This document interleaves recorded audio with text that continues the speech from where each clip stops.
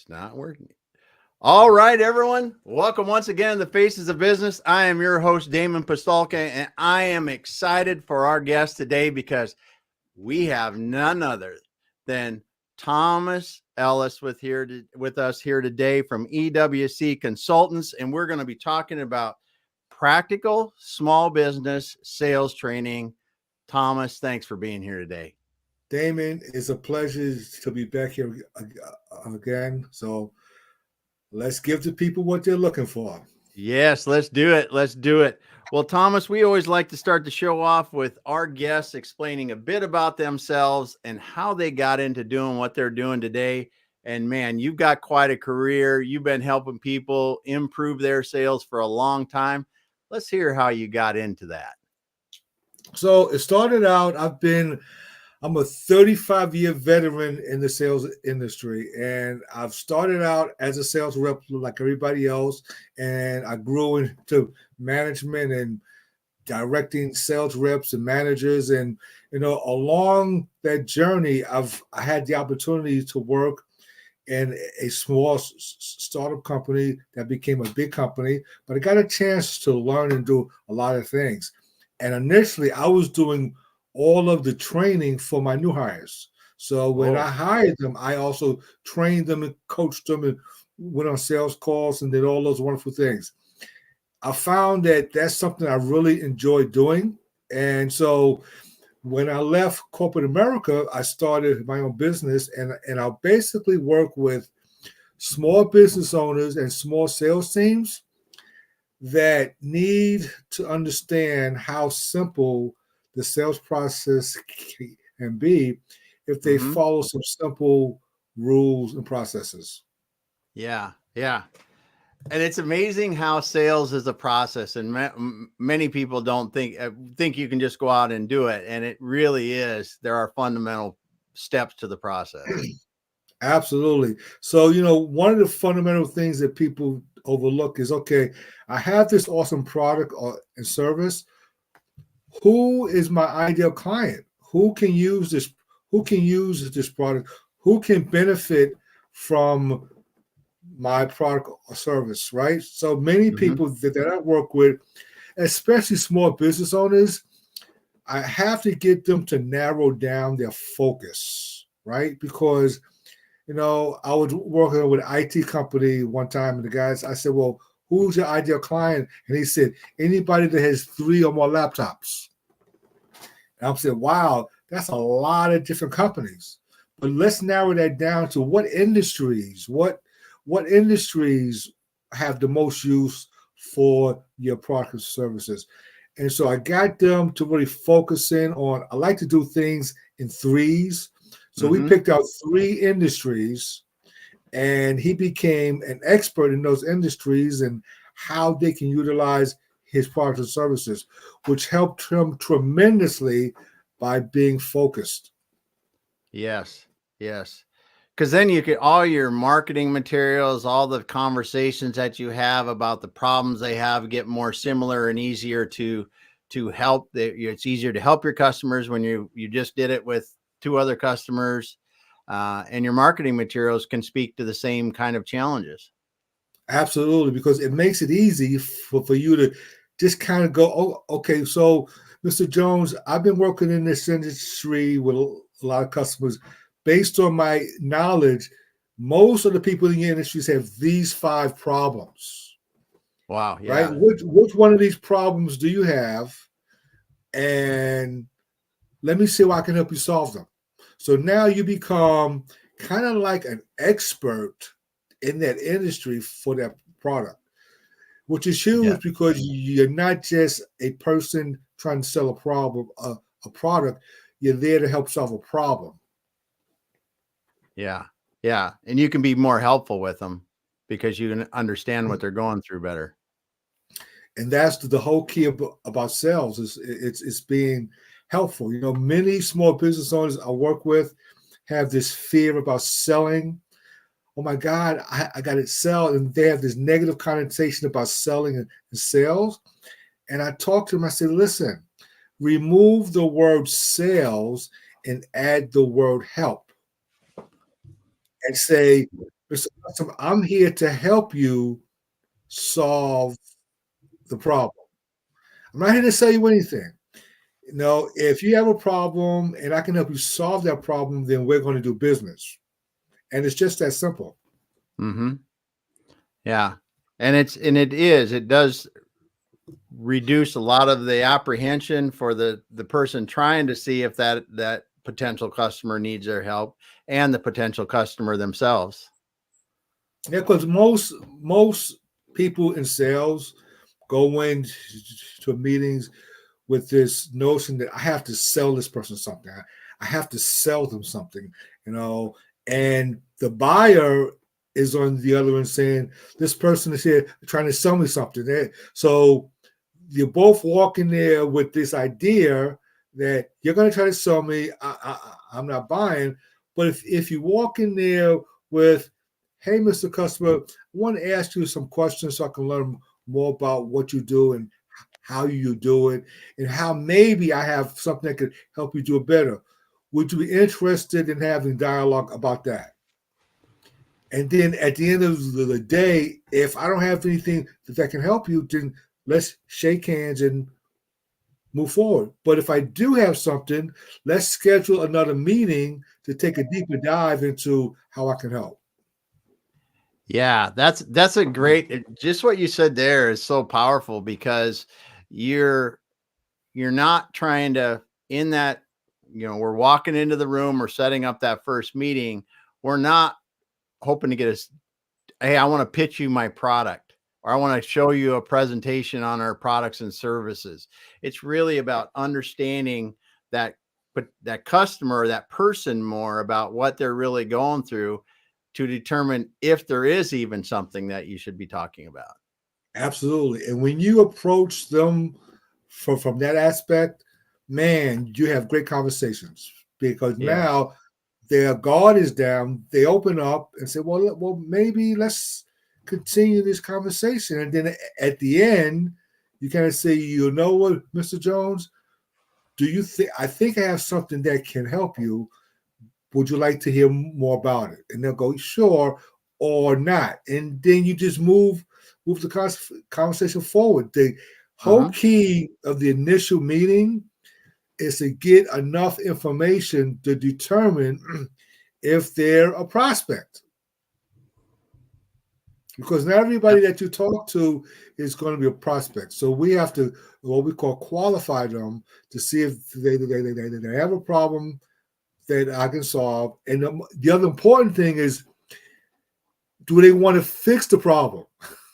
Yes.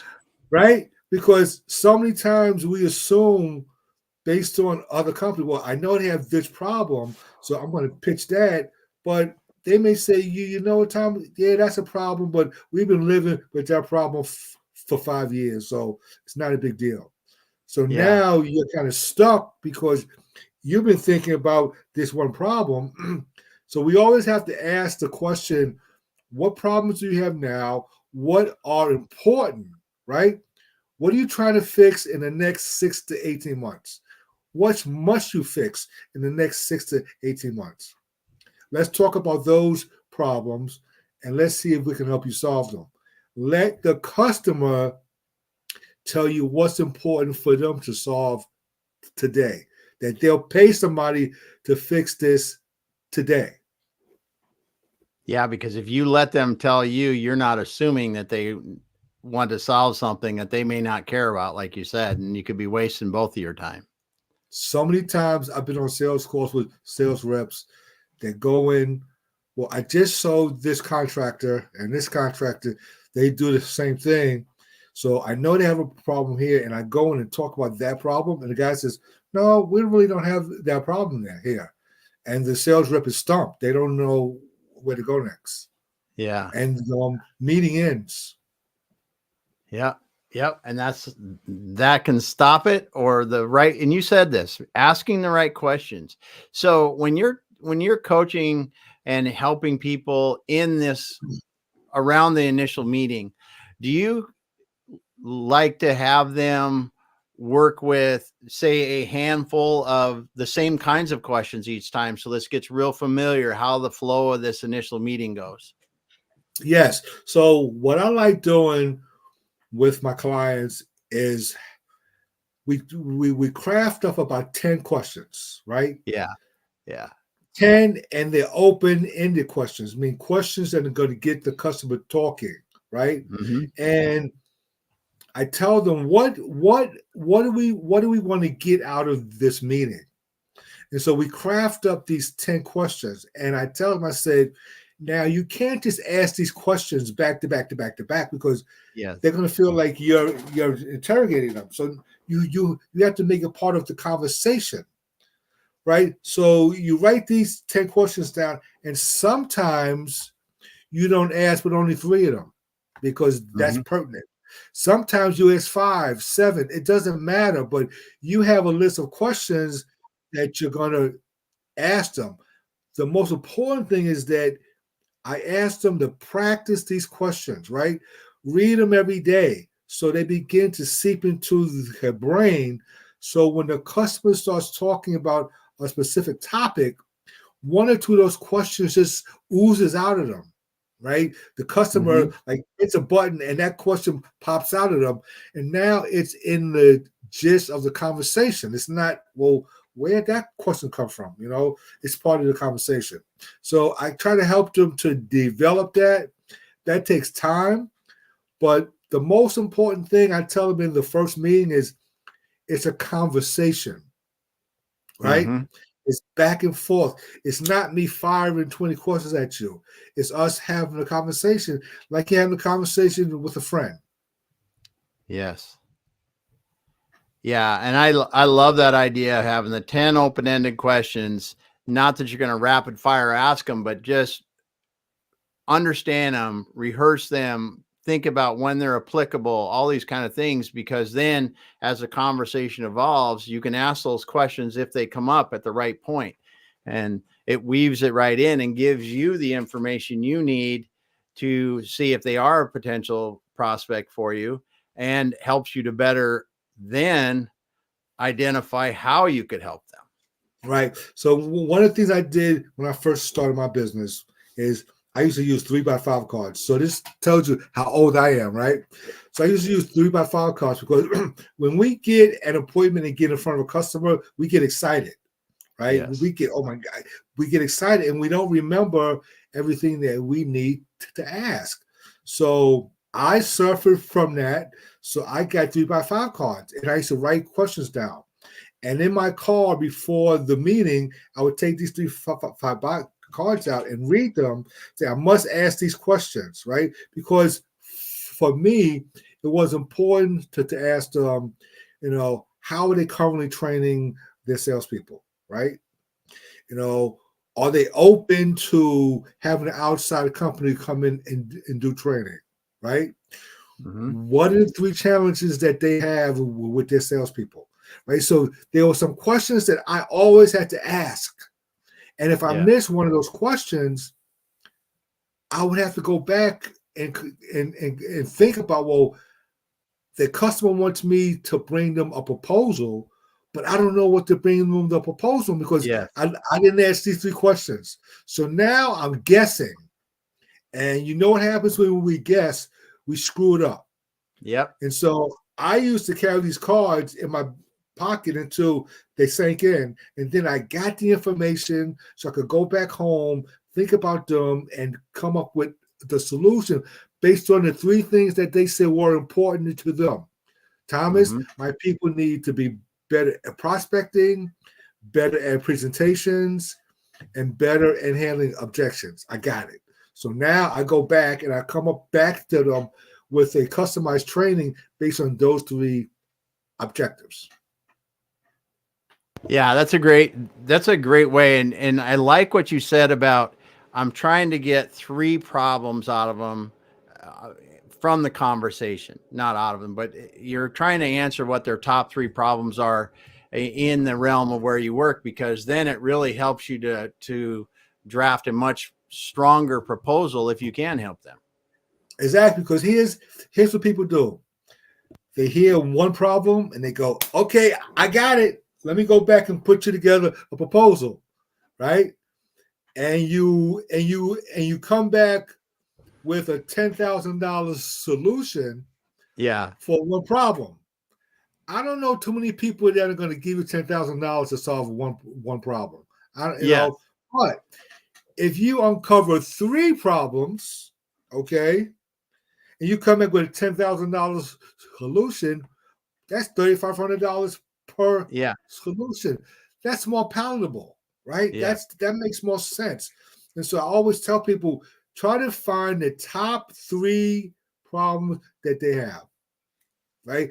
They probably have 10, but what are the top 3 that are really affecting them from making their goals, productivity,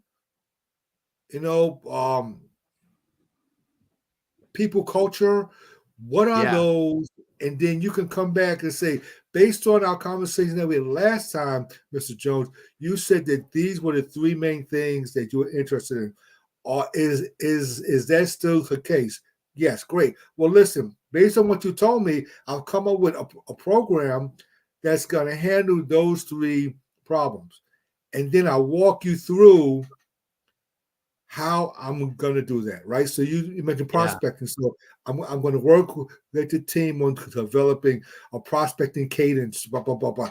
Number 2, I'm going to work with them. You mentioned that. Number 3, and then at the end, you go, is that what you're looking for? And they go, that's exactly what I'm looking for. Great. When do we get started? Mm-hmm. Yeah, so this is the second meeting. You've gone through the first meeting. You've had the conversation. They've expressed that they've got these are the 3 problems they want to do. Those indeed are problems you can help them with.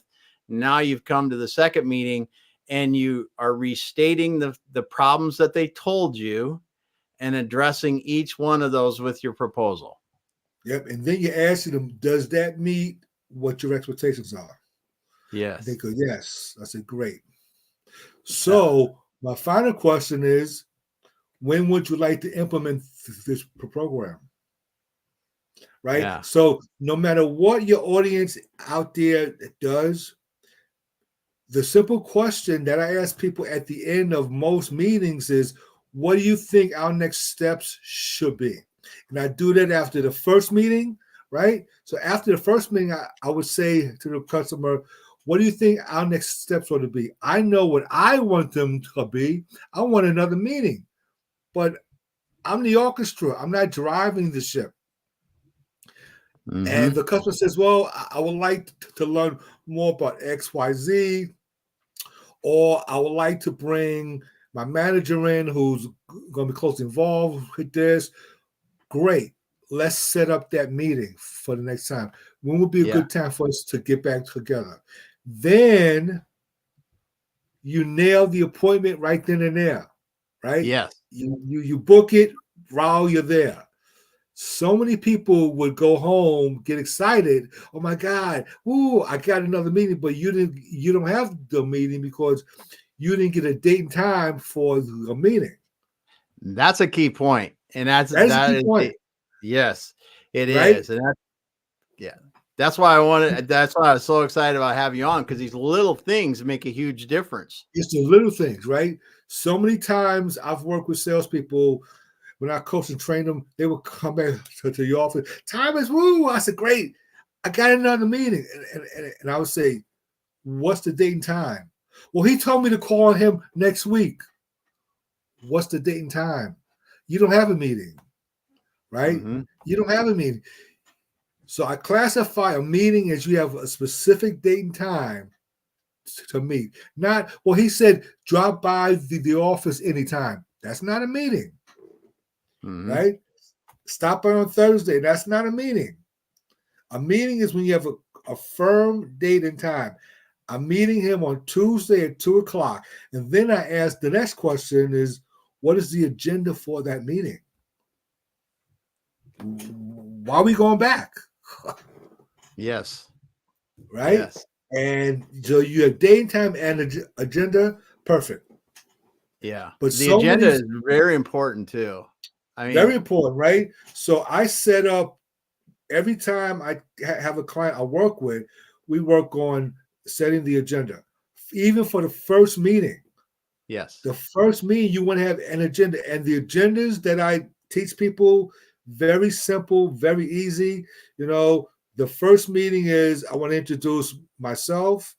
The second part of it is I want to learn about you. And the third step is what are our next steps?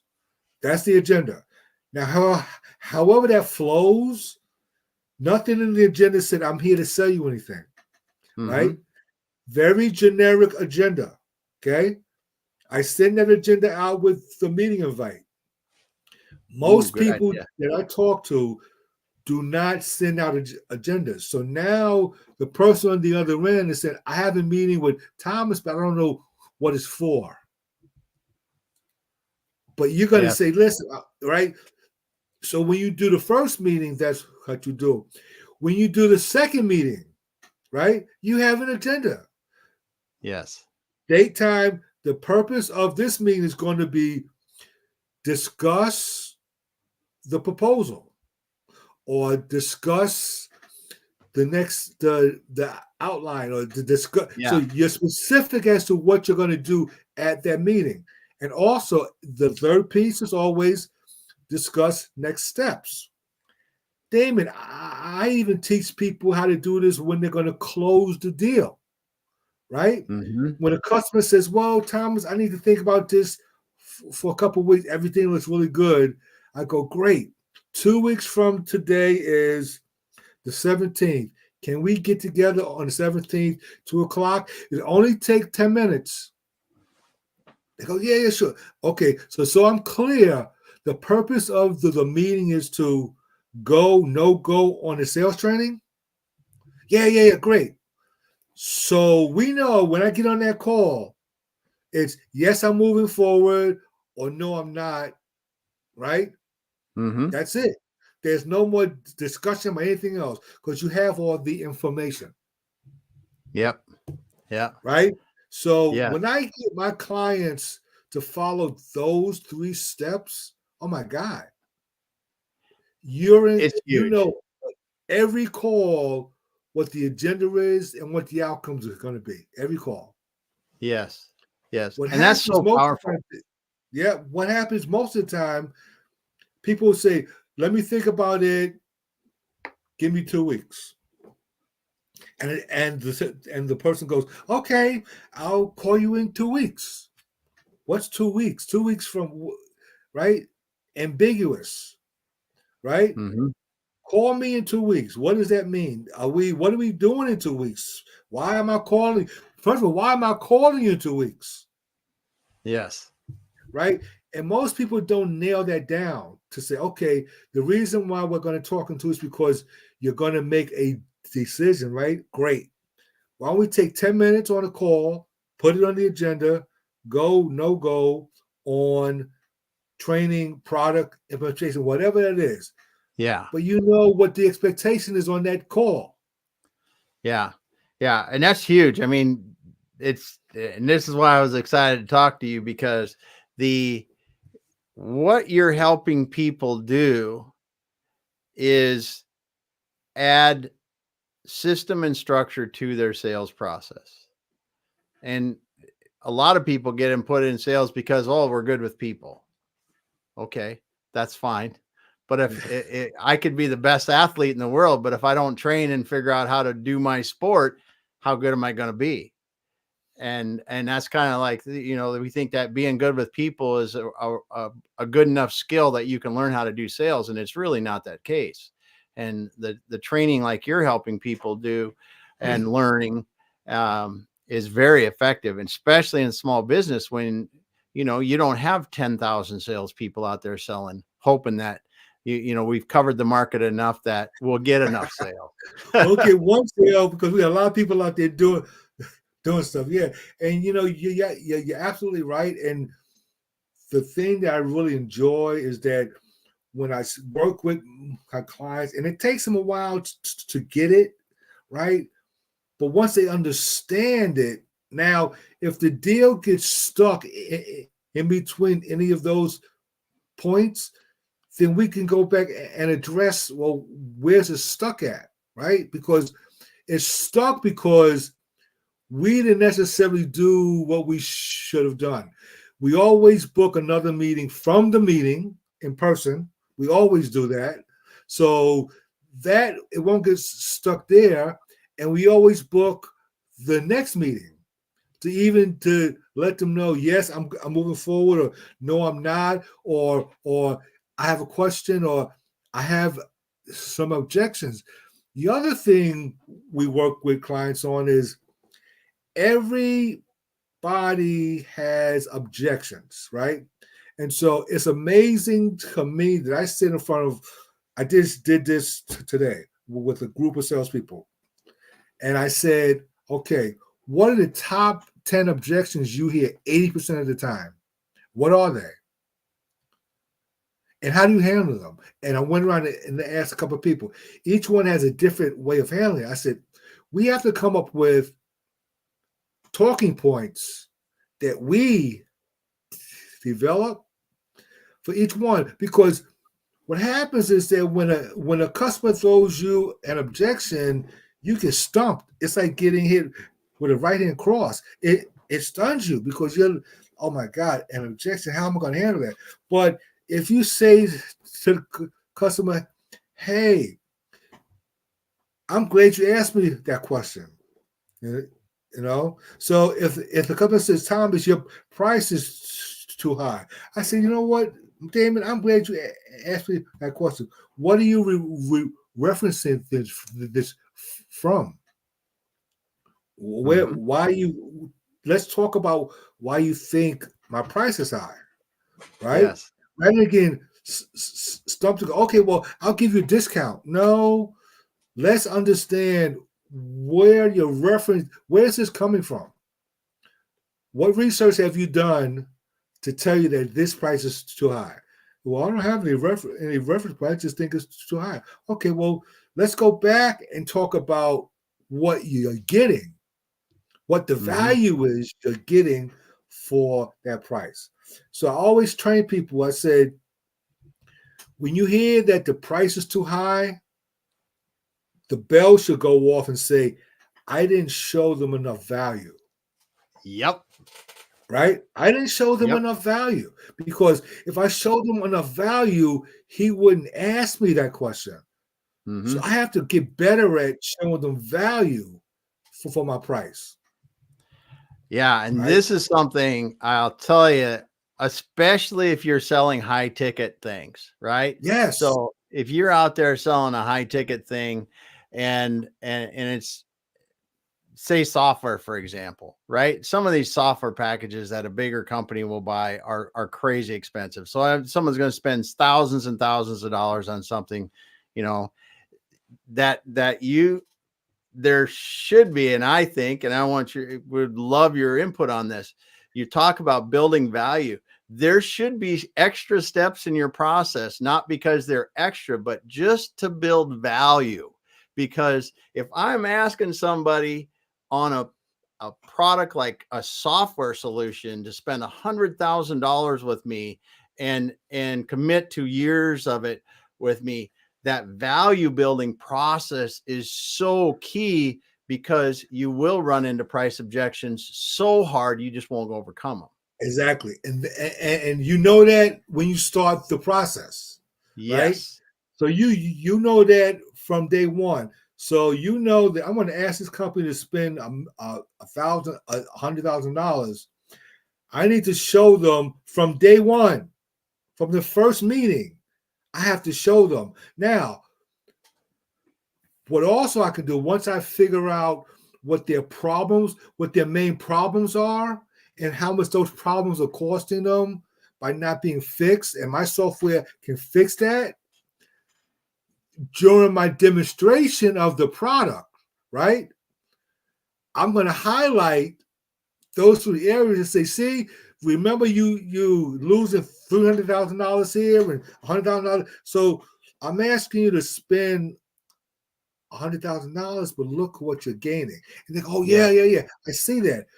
But the key there is that if we don't understand, like I said earlier, the three main areas that they're having problems, and we can't put a price associated with that, So when we show them our product, and here's the other thing, people demoing products, right? I want to show you 15 features. No, they don't care about the 15 features. They care about the 3 to 5 that you identify that can help them. The other 12 are bonus. That's icing on the cake. They're not buying them. They're buying them for the 3 to 5 that you said you could save the money. The other stuff is nice. Yes. But what I find that most people do is that they tell them every nook and cranny that the product does, and to 5 things that you've identified in your discovery meeting, the first meeting. Yeah. And you beat those, you talk about those every time you meet with them, right? Remember, this product is going to solve these 3 issues that you're currently losing money on. What is that worth to you, right? Ease of mind, employee morale. I mean, all these wonderful things, right? So you have to justify, but that's why I say the higher the price, the more we really have to understand what problems they have, what problems they want to fix, what problems they need to fix, and how much money is costing them by not having a solution to solve that problem. Yeah. Yeah. That's great advice. And it really, you make better sales because of it. By 2 things you said there, I think 100%. We've all been in that demonstration where someone's demonstrating something to you and they tell you the 732 features that it has, and you only cared about the first handful because that's what was important to you. And that's you cause more confusion in the sale. They might see something else and go, oh, that's kind of a cool feature. Let's talk about that. Well, we shouldn't be, because we're losing focus on the thing that's really costing us the money. Exactly. And that's the salesperson's problem. So they, you can give somebody too much information that they can't move. They can't move. Decision overload. Exactly. You give them too much stuff. Oh my God. So now they really go, you know what, Thomas? I really got to think about this. And you walk out the door saying, gosh darn it, I gave him too much information. If I had stuck with the 3 main things, I could move forward. But I gave him all these things, and now they said, well, maybe we can use that. And maybe we can use that. Let me talk to HR and see. Let me talk to finance. And now the sale never happens because of you or what you did. Yes. So, what was the most unique sales challenge you've ever had to solve? Woo! Unique. See, all of the challenges I've had, I've all considered them kind of unique. Oh, here's unique. So I was selling software to a major wireless carrier. Okay. And talking to the product management team and my engineering team, and somehow when we got to the end of the process, we sent them the wrong agreement. Oh my. Right? Because we had went through legal, right? Their legal, our legal, and if you ever been involved in those red lines and everything. So I sent them the wrong version of the agreement. And so they called me and says, what is this? And I said, what are you talking about? This got this in there, this and that. Oh my God. Then I realized that they had version 4 instead of the final version, right? Yeah. And so I had to explain to them, how we came up with the final version. I mean, it got a little hairy, but the lesson I learned there, and that's a lesson on me. I mean, I owned it, but contract sent me the wrong information and I didn't review it. My fault. I own that, right? I own it. And it took like 2 or 3 days of having conversations with them to get them to understand that, this is how it ought to be. That was probably my most unique challenge. It was, wow. I remember that to this day. And that happened 20 years ago. Oh, that's awesome. That's awesome. It wasn't awesome at the time, but a great story. No, very, very, very painful, but learned a valuable lesson there. Yeah. Yeah. So what do you enjoy the most about when you're coaching people and you see them, the lights turning on and things starting to happen for them?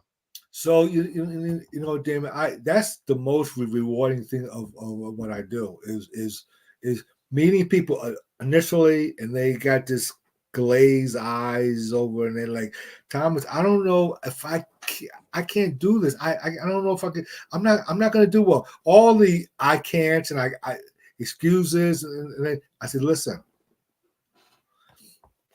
I'm going to help you and show you this is not that hard. You sell every day. You believe it or not, you're selling every day. You're helping people, and just keep the word help in, right? And once I get them to think about helping people, everybody wants to help people. And the light bulb goes off normally when we have a conversation, and they say, well, I tried to do this, and then I said, well, let's try this. Let's see if it works. And I get the text message 8 and 9 o'clock at night. I sent the email to so and so the way we talked about it, and I got another meeting, right? And I said, because they're afraid to be pleasantly persistent. Yes. Right? And I said, you need to have a sense of urgency every day. The customer doesn't have it. You have to have that. So you have to drive that. Don't wait for the customer to call and say, I'm ready to do business. That's not going to happen. You have to go and earn that business, right? And so the most rewarding thing is when I get those emails or text messages that say, hey, thanks for the session because I did what we talked about and it worked. And I said, great, let's do it again. Yes. Yeah. Yeah. Because it's the good and the bad about sales is, it doesn't matter if you didn't get a sale or you got a sale, you get to go do it again. Absolutely. Get up, dust yourself off. And I tell people, I said, listen, it's kind of a game that you want to play because in sales, you get more no's than you get yeses, right? And I equate that to baseball, right? So if you're a 300 hitter, you're going to the Hall of Fame. Yes. But that's saying that you only hit the ball 3 out of 10 times. So you missed the ball. You mishit 7 out of 7 times. So 70% of the time you fail. Yes. But yet you're in the Hall of Fame. Yes. Right? And I say sales is the same. You're going to fail a whole lot more than you succeed. But guess what? When you succeed, it wipes away all of the no's. Right? Yeah. That's the way it works. That's for wipes sure. it all away. And I tell people for every 10 or 20 no's that you get, just know there's a yes coming. It's coming. Don't give up. The yes is coming, because we have to pursue it. We're going to get no. No is great. No means I'm getting to a yes. Psychologically, we got to think that way. Otherwise, we would not be in sales. Yes. Yes. And I've heard of people even talking about the fact that even when you understand over time, my average out of 100, whatever prospect calls or whatever, if I end up over time, I get 2% of those and that 2% earns me X amount of dollars, that each call I can figure out, even if it's a no, I can think that it's going to make money because I know that percentage I will eventually be closing. So even if it was a no, I know it was a $10, $50, whatever call, right? Just because I'm doing the right outreach. Yep. And there's there's a card that I have that I found years ago, and it was a study done for all sales in all industries, and the average closing rate, the average was somewhere between 28 to 33%. So Yep. when I'm talking to people, I'm saying you're going to be probably 30% closer, 30%, right? If you, that's just the number. You may be 31, you may be 29, but let's use 30%. So that means 30% of the people that's in your pipeline right now, you're going to close. So if you have 10 people in your pipeline, shame on you, right? Mm-hmm. You're going to have 3 sales, right? I mean, if you have 20, you're going to have 6. And you just, so the object of that conversation is activity is king. Because so many small business people that I talk to, yeah, well, I'm only talking to 4 or 5 companies. I say, you're not going to have any sales. Yes. You need to be talking to 20 people, Yes. right? You need to have a list of 20 people that you're engaged with at some part of the sales process. Mm-hmm. 20 is a healthy number, depending on the product and service that you have. But 5 definitely doesn't cut it. And so I talk to them as activity. How many calls are you making? How many meetings do you have per week? Okay. And when I ran a sales organization at one point in time, I knew for every rep how many calls they had to make to get an appointment. And each Mm-hmm. sales rep was different. Some was Yes. eight calls, 1 point, some were 12, some were 20, right? And we knew the average sale. So I would be able to go and say, Johnny, I need you to sell me 5 more units this month. Let's calculate what you got to do to get those 5 more units. Well, I need to this, right? So we re-engineer it. Yes. Okay. So the longer I work with small businesses, we get a handle on that well, first of all, what their sales cycle is from start to Mm-hmm. finish, right? And so once we get to know, okay, my average sales cycle is 3 months. So I know I need to be putting stuff in my funnel because in 3 months, all this is going to be dead, Mm-hmm. right? And what's the average sale price? So I know the average sale price. And then you say, well, what's your yearly goal? Mm-hmm. And we can take that from the ridiculous to say, I need to have this many sales per month at the average revenue price to get that number. Forget about the big number. We're working with the small number monthly. Mm-hmm. And those clients that I work with over a period of time, I can help them get those numbers to make sense to them. So now they know, oh wow, I need to have 3 appointments this week. I only have 1, and it's Thursday. Shit, I need to get 2 more Yeah. appointments, right? Yeah. I got to get on Because the phone and get otherwise, an appointment. exactly. Because otherwise, in 3 months, I have no sale. Yes. Yes. And that's it. That's the timing, the cadence, the everything that salespeople really need to get into. And the best salespeople are doing that. They're doing, as you said, it's Tuesday. I've got 2. I need 5. I'm on track or I'm not on track. So that means I step up my game tomorrow, make a little bit more, make a few more calls or make a few more outreaches, and then measure again at the end of the day. Yeah. Yeah. It's a daily, weekly. And I grew up in an environment that we had daily calling numbers. Oh, yeah. Daily call, because in the wireless industry back in the heyday, it was selling units every day, right? So, and we had it down to, you had to sell 2.5 units every day to make your quota of 50. Yeah. 20 working days, right? So Yep. at the end of the week, if you didn't have 10 or 12 units sold, ooh boy, you're not trending, right? That's awesome. That's awesome because that gave you some invaluable, very valuable highly valuable experience because you understand how it works. Yes. Yeah, that's awesome. Well, Thomas, it's been incredible listening to you, getting to talk to you about the practical small business sales training and the way that you're helping small business people and their sales teams, develop better processes and become better at sales so they can enjoy a more consistent business. And Absolutely. because that's in the end, that's what good sales do. They give you a more profitable and a more consistent business. So thanks for being here today. And if someone wants to get a hold of you, Thomas, what's the best way to get a hold of you? So the best ways are my email address is tellis@ewcconsultants.com. You can call me because I pick up my phone. There you Right, go. 301-343-0001 is another way.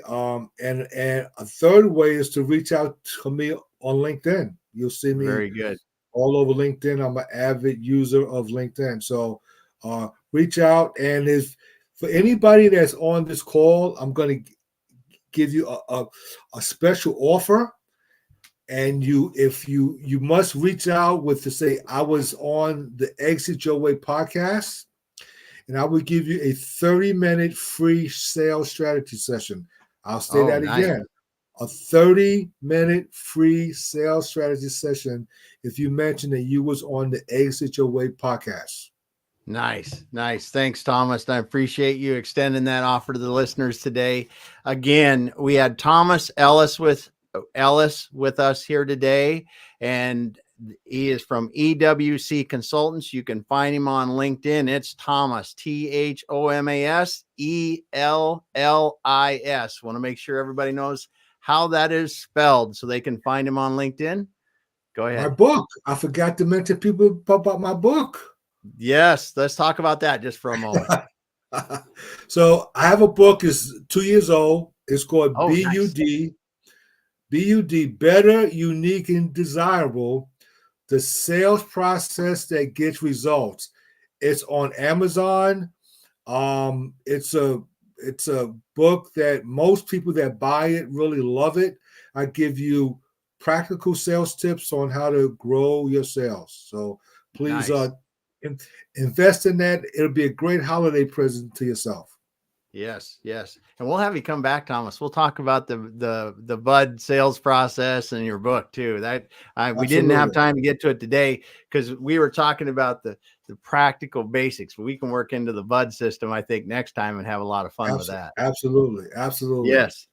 So everyone, thank you for being here today. I want to say thanks, Mohammed, for showing up and dropping a comment in here. And yes, Thomas did drop a lot of great sales advice. And I'm going to butcher your name, but I'm going to try to say it.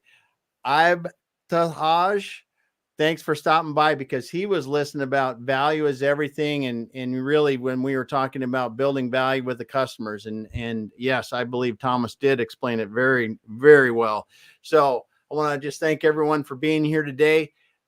Whether you put a comment or not, we appreciate this. If you came in late too, go back to the beginning. You can replay this thing from the beginning on LinkedIn and anywhere else you heard it. Listen to Thomas, listen to the things that he's talking about, this practical sales training for small businesses. It's really good practical advice. And if you want to, reach out to Thomas and he can help you further. Thomas, hang out. We'll finish up offline. Thank you, sir. Have a good evening, everybody. Yep. Thanks, everyone. Well, I'm trying here. I'm having a little trouble with my computer.